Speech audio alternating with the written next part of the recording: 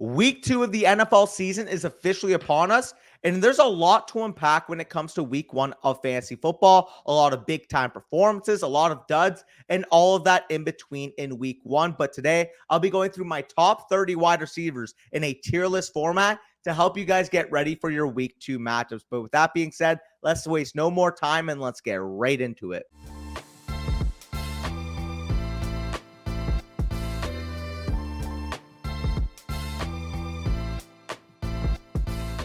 All right, starting off with my top tier of guys, and you guys can see based off my top 2 tiers, these are your locked-in starts regardless. Your top 12 players are entering your starting lineup, so don't think much in terms of, should I bench this player? Is he a good start? Like, no, if they are inside the top 12, they are in your lineups. So now we look to the wide receivers 1 to 6 in my ranking. So obviously you guys will be seeing this on Friday. Justin Jefferson, AJ Brown already played in their matchups. Justin Jefferson scoring 24.9 PPR points and AJ Brown scoring 6.9 PPR points on Thursday Night Football. But in terms of the 3 names I really want to talk about in this tier, I got to talk about Ja'Marr Chase because he is my wide receiver 1 overall on the week. And with Ja'Marr Chase, he faces off against a Baltimore secondary without Marlon Humphrey, and what could potentially be a big-time get-right game for this Bengals offense. Obviously struggled in week 1, put up 3 points against the Cleveland Browns, but that was a very rainy game. Joe Burrow dealt with that calf strain in the preseason. I do expect him to bounce back this week. This game has a very, very high over-under at 46.5, and we saw Chase, despite the overall fantasy day not coming to fruition based off the efficiency of the offense, he still commanded 31% of the targets. He still commanded 36% of the Bengals air yards. And as long as Joe Burrow is able to get right, I do think he's got this wide receiver 1 overall ceiling on the week. Stephon Diggs is my wide receiver 2. He goes up against the Las Vegas Raiders, and he really produced on Monday Night Football against the New York Jets, despite what was supposed to be a difficult matchup. Obviously playing against Sauce Gardner, Monday Night Football, playing on the road in that home opener for the New York Jets.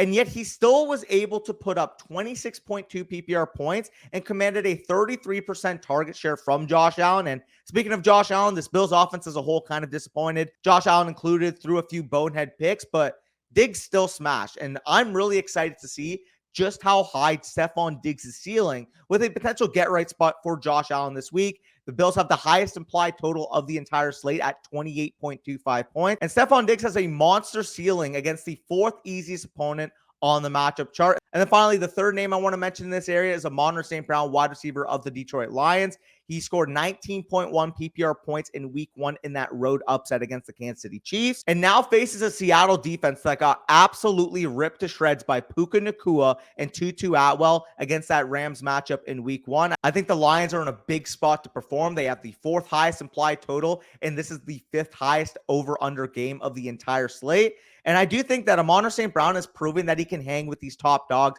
hang with the top 5 wide receivers in fantasy. So until he disappoints me, there's no reason to not have him in this top 5 or 6 range. But moving off of my top 6, we start off with my wide receiver 7 this week, and that's going to be Calvin Ridley, wide receiver of the Jacksonville Jaguars, going up against the Kansas City Chiefs at home. I don't really have to say much here. This is the highest over-under game of the entire slate. The Jaguars are implied for 23.75 points in this matchup.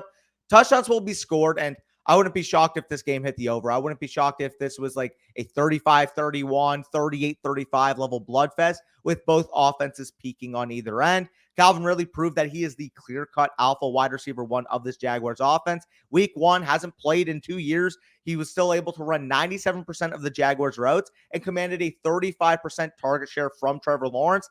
I think he's a clear-cut top 10 wide receiver rest of the season, and that if he keeps continuing this, man, he could be an every week top 5 option. Him and Trevor Lawrence already have that connection. Prime spot to explode against the Kansas City Chiefs. I cannot wait to see Calvin Ridley encore what he was able to do last week. Chris Olave is my second wide receiver in this section I want to talk about. He goes up on the road against the Carolina Panthers this week, and in week 1, really proved that he is the clear-cut alpha wide receiver of that New Orleans Saints offense. Michael Thomas did play in this game. First real significant snap since week 3 of last year.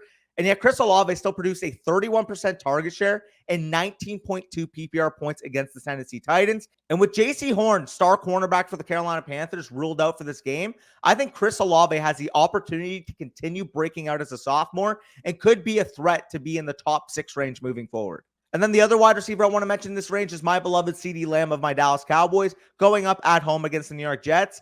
he typically would be higher in my rankings, but I do have two significant worries that are keeping Lamb in the fringe top 10 area for me. The first, the Jets are only implied for 14.5 points in this game. The Jets-Cowboys game is the lowest over-under game of the entire slate, and I just think that there's a chance that the Cowboys defense could flat out dominate Zach Wilson and crew, dominate this Jets offense to the point where the Cowboys may not be needed to do a ton offensively. Like we saw last week, CeeDee Lamb had a decent but modest game. 4 catches, 77 yards. I'm afraid that might be the script again against what could be a potentially anemic Jets offense this week. And the other worry, of course, is that he's facing off against Sauce Gardner. In my opinion, he's a top 2 overall cornerback in the NFL. The Jets pass D as a whole ranks as the second most difficult matchup on the matchup chart.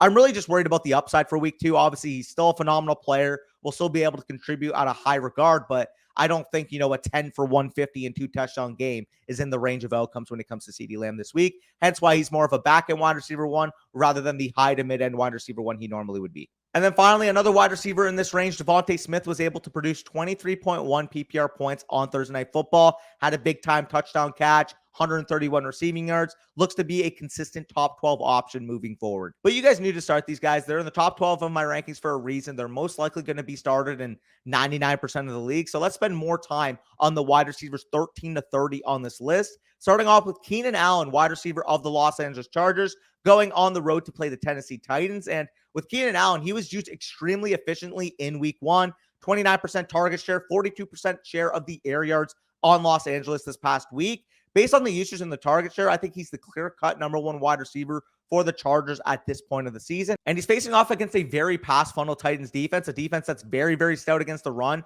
but an absolute sieve when it comes to the passing game. And we saw that they gave up an absolute monster day to Chris Olave in week 1. The Chargers are implied for 24 points. Keenan Allen's their top target. I'm not overthinking this. He's a clear-cut top 15 wide receiver for me this week. Wide receivers 14 and 18 on my list are the San Francisco 49ers duo themselves. Brandon Ayuk coming in at 14, Deebo Samuel coming in at 18 in my rankings. Niners right now are just clicking on all cylinders. Brock Purdy looks really good. Ayuk, of course, coming off of that monster week 1 performance against the Pittsburgh Steelers.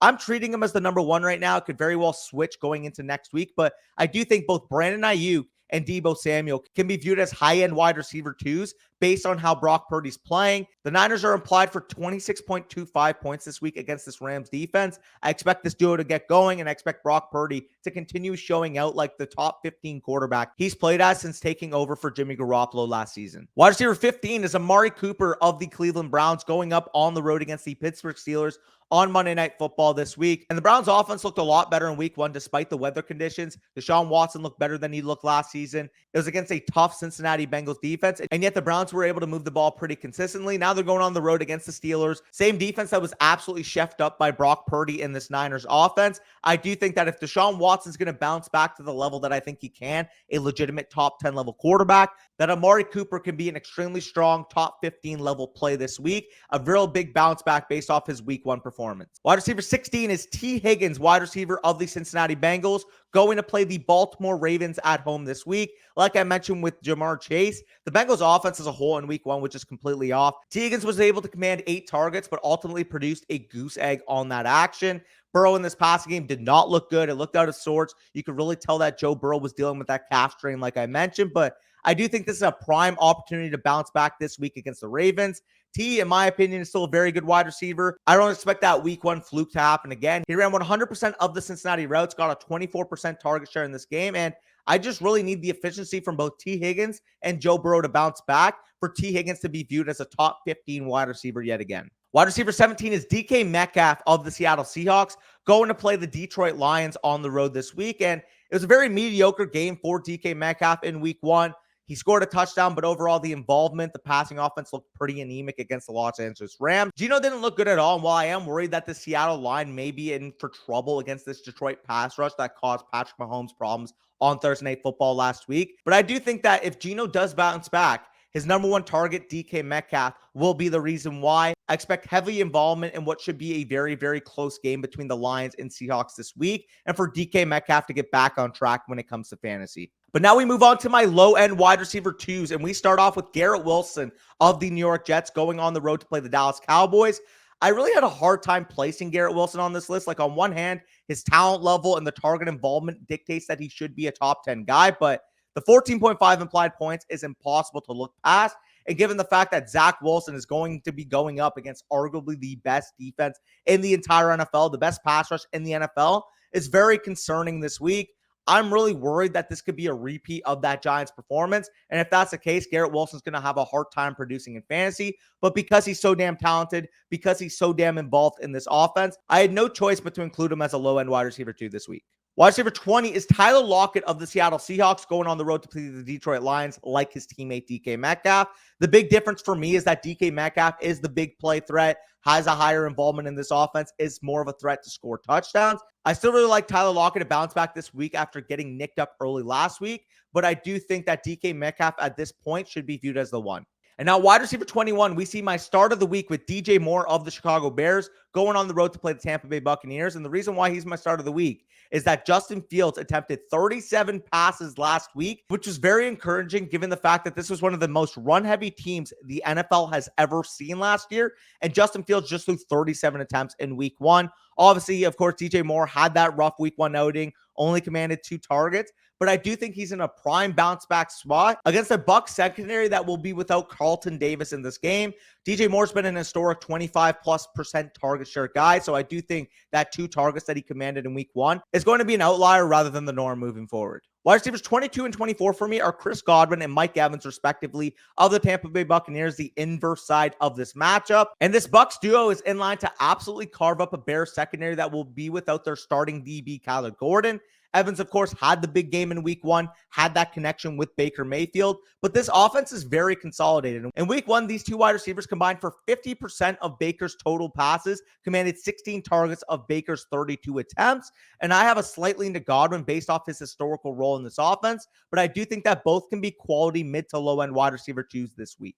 And then wide receiver 23 is Mike Williams of the Los Angeles Chargers going on the road to play the Tennessee Titans. The reason why, like I said, I absolutely love both Chargers wide receivers in this matchup, like I said with Keenan Allen, who cracked 13, is because this Titans defense is a pass funnel. Their run defense is extremely stout, whereas their back end does struggle. And I do expect this Chargers pass split as a whole to rise compared to last week. Obviously, the Dolphins, more of a run funnel team last week. Austin Eckler dealing with his injuries. I do think they lean on the pass more. The only concern I have for Mike Williams is that he did cede that number 1 role to Keenan Allen. It's pretty clear based off the usage, based off the target share right now, that Keenan Allen is the number 1 in Los Angeles. But we knew that about Mike Williams. He's a volatile player. That consistent target share is never really truly going to be there with him. But the big play upside, the big week spike potential where he can literally be the wide receiver 3 overall in the week is why he should be considered an every week top 24 option. But moving on to the wide receiver 3s, we start off at wide receiver 25 with Zay Flowers of the Baltimore Ravens going on the road to play the Cincinnati Bengals. And he dazzled in his rookie performance in week 1, finished with 10 targets, 2 carries in that game against Houston, along with 17.7 PPR points for Zay Flowers. While, of course, there was design stuff involved in his game, but wide receiver guru himself, Matt Harmon, actually charted his performance in week 1 and confirmed that while there was design stuff when it comes to Zay Flowers' usage, he also wanted a very high rate on his own right. He faced man coverage 21.4% of the time, carved it up at an 83.3% success rate. Zone coverage 78.6% of the time, which he carved up at an 86.4% success rate. He also faced press 3.6% of the time and carved that up every time the defense tried to press him. I'm really interested to see just how his role is affected with Mark Andrews expected to play in this game. But anytime a rookie shows this ability to command targets, I'm buying in. And I do think that wide receiver 25 is fair respect to Zay Flowers. And if he continues showing what he was able to do in week 1, he could be a top 24 option moving forward. Wide receiver 26, Jordan Addison, of course, played on Thursday Night Football to the tune of 16.2 PPR points. If you started him as a wide receiver 3, you were more than happy with that performance. But we can go on to wide receivers 27 and 29. And that's Jahan Dotson and Terry McLaurin of the Washington Commanders going on the road to play the Denver Broncos this week. I think these two are extremely talented, which is why they're in my top 30. But the game environment absolutely stinks in this game. It's the toughest shadow matchup on the entire slate for Terry McLaurin because he's facing off against Pat Surtain, in my opinion, the best cornerback in the NFL on the other side for Denver. And in a 39 set over-under game on the road in Mile High, I just don't expect a lot of points to be scored. However, I think both these guys are talented enough to be viewed as wide receiver 3s in fantasy. But don't get it twisted. They're volatile starts. It's a very good Denver secondary. They have low floors, but given their talent levels, I do think their ceiling is high enough for me to put them in the top 30. Then moving on to wide receivers 28 and 30 in my rankings, we have Michael Pittman Jr. of the Indianapolis Colts going up against the Houston Texans. And on the inverse side, we have my wide receiver 30 is Nico Collins of the Houston Texans going up against that Colts secondary. And for Michael Pittman, A-Rich looked phenomenal in week one. His first ever start, playing off against a very competitive Jaguars defense, was able to hold his own, and Michael Pittman absolutely exploded because of it. I do think this is a sneaky tough matchup. The Texans pass D is very, very underrated and is actually very good against the pass, but still the clear-cut alpha target on an ascending Colts offense, should Richardson continue to play like this, gives Michael Pittman an extremely high ceiling. And on the flip side, of course, the surprise inclusion in my top 30 is Nico Collins, but if you look at his usage in week one, this would be no surprise. He played like that true number one wide receiver against a very stingy Ravens defense, and now faces a Colts team that just let the Jaguars wide receivers run absolutely wild on them. And I think there's a real case that if Nico Collins continues to prove what he was able to do in week one is no fluke, he could be a top 24 wide receiver for me going forward. And I'm willing to jump ahead of that curve and rank him as a top 30 option right now. But now we head on to the will they play here. And the general rule of thumb for these guys is we'd like to see at least one full practice between today or tomorrow before Sunday's slate. And if they don't play, I would lean towards a slightly lower ranked counterpart rather than forcing them in my lineup. So the 5 guys I want to mention here: Christian Watson, he had 2 did not practices on Wednesday and Thursday. It doesn't look like he's going to suit up in Sunday's game. So if you do have Christian Watson, make sure you have an alternative option. Brandon Cooks, wide receiver of the Dallas Cowboys, sprained his MCL in that game against the New York Giants. It's usually about a 2 to 3 week recovery. And considering his age and the fact that the Cowboys are near 10-point favorites at home against the Jets this week, I do think the Cowboys will play it cautiously when it comes to their big play wide receiver on the outside with Brandon Cooks. Next player is Deontay Johnson. His hamstring did flare up in week one. And while he did say he's day-to-day, I do think it would be an extreme surprise if he played on Sunday. And if he does suit up, make sure you're starting a lower alternative option. I do think if he plays, he is at high risk for re-injury, given the fact that these hamstring injuries usually tend to linger. Going on to Jerry Jeudy, wide receiver of the Denver Broncos. He did miss week one with that preseason hamstring injury he suffered, but he was a full participant in Thursday's practice. He's on track to play in week 2. And while I would proceed with caution, he should still be ranked in that wide receiver 30 to 40 area. And if he shows no signs of that injury lingering, he looks fully healthy, I have no problem placing him back in my top 24 moving forward. And then finally, DeAndre Hopkins, wide receiver of the Tennessee Titans, missed both Wednesday and Thursday practices due to an ankle injury. It could be veteran rest day, so monitor if he practices on Friday or Saturday. And if he misses either practice, I'll be extremely worried for his status come game time. But closing off this video, we go on to my 5 deeper league flex plays, starting off with number 1, Treylon Burks, wide receiver of the Tennessee Titans, plays off against that Los Angeles Chargers defense. Just mentioned that DeAndre Hopkins might miss this game, and if that does happen, I do view Treylon Burks as a clear-cut top 36 level option. Darnell Mooney, wide receiver of the Chicago Bears, going up against that Tampa Bay Buccaneers secondary. Basically told you why DJ Moore is my start of the week, but if Justin Fields is able to drop back at the rate he did in week 1, I think both DJ Moore and Darnell Mooney could flourish in this game. Start Darnell Mooney with fringe top 45 wide receiver level confidence. Wide receiver Michael Gallup of my Dallas Cowboys going up against the Jets. Just mentioned the fact that I expect Brandon Cooks to be out in this game, and while the over-under in this game is very low, 38 over-under, for the Dallas Cowboys against the New York Jets, the Cowboys are still implied for 24 points, meaning that Vegas expects this offense to hum. With Brandon Cooks out, I think Michael Gallup should be treated as the clear-cut number 2 wide receiver behind CeeDee Lamb in this offense. Wide receiver Jaden Reed of the Green Bay Packers goes up against the Atlanta Falcons. And I just mentioned the fact that if Christian Watson misses this game, I think you can view Jaden Reed as a top 45 level option. I think him and Romeo Doubs are the top 2 wide receivers on this team should they move forward without Christian Watson this week, and he should be in store for a big-time game. And then finally, closing it off, we have Josh Downs, wide receiver of the Indianapolis Colts. Mentioned with Michael Pittman that I think A-Rich really looked good in week 1, and Josh Downs was extremely involved. Commanded 7 targets, looked really comfortable playing that slot role for the Colts and this Steichen offense. And I do think he has the opportunity to explode in this matchup should he see an uptick in efficiency this week. But either way, those are my top 5 guys, ranked outside of my top 40 that I do think have a prime opportunity to smash this week. But either way, if you enjoyed the video, make sure you leave a like down below. Comment your biggest wide receiver start sit decision. And of course, subscribe to the channel. We're on the road to 35,000 subscribers. Appreciate you guys for that continued support. If you want access to all these rankings and more, make sure you check out flockfantasy.com. And if you use promo code FSA, you will get 30% off of either the Mother Flocker or the Flocker memberships on the site. So make sure you go check that out and get access to all of these rankings. Myself and Corey will have all of our rankings made available on our weekly rankings manifesto that you guys can access over on the site right now. So do not miss out. But with that being said, peace out. Good luck in your week 2 matchups.